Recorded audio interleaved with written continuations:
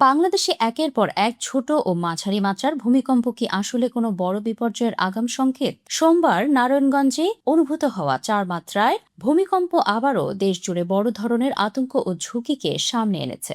দেশের শীর্ষস্থানীয় ভূতত্ত্ববিদরা বলছেন এগুলো কেবল সাধারণ কম্পন নয়, বরং ভূগর্ভে জমে থাকা এক বিশাল মেগা শক্তির বহিঃপ্রকাশ। বিশেষজ্ঞদের আশঙ্কা, বাংলাদেশের 7 বা 8 মাত্রার চেয়েও শক্তিশালী ভূমিকম্পের পুনরাবৃত্তির সময় পুরোপুরি ঘনিয়ে এসেছে। ঠিক কোন কোন অঞ্চল সবচেয়ে বেশি ঝুঁকিতে রয়েছে, আর বড় ভূমিকম্প হলে কি ভয়াবহ ক্ষতি হতে পারে দেশের?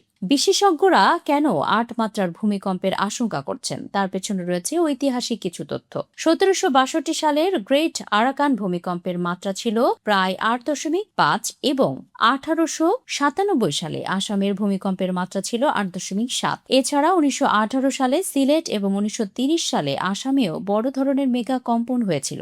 ভূতত্ত্ববিদরা বলছেন চট্টগ্রাম থেকে সিলেট পর্যন্ত পাহাড়ি অঞ্চলে দীর্ঘ সময় ধরে কোনো বড় ভূমিকম্প না হওয়ায় সেখানে ভূগর্ভে কোটি কোটি টন শক্তি জমা হয়ে আছে। এই শক্তি এখন যে কোনো সময় একবারে কিংবা ধাপে ধাপে বের হয়ে আসতে পারে, যা ডেকে আনতে পারে এক চরম বিপর্যয়। এই মেগা থ্রেটের মুখে সবচেয়ে বেশি ঝুঁকিতে রয়েছে ঢাকা, চট্টগ্রাম, সিলেট, ময়মনসিংহ ও রংপুর অঞ্চল। বিশেষ করে রাজধানীর ঢাকার ঘনবসতি, সরু রাস্তা এবং দুর্বল অবকাঠামো এই ঝুঁকিকে বহুগুণ বাড়িয়ে দিয়েছে।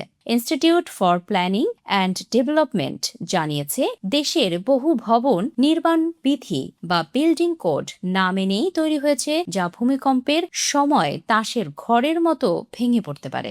দুর্যোগ ব্যবস্থাপনা ও ত্রাণ মন্ত্রণালয়ের এক লোমহর্ষক প্রতিবেদনে বলা হয়েছে, বড় মাত্রার ভূমিকম্প হলে দেশে প্রায় 6,12,00,000 মানুষ সরাসরি ক্ষতির মুখে পড়তে পারেন। যেহেতু ভূমিকম্পের কোনো আগাম সতর্কবার্তা পাওয়া যায় না, তাই একমাত্র প্রস্তুতিই পারে আমাদের জীবন বাঁচাতে।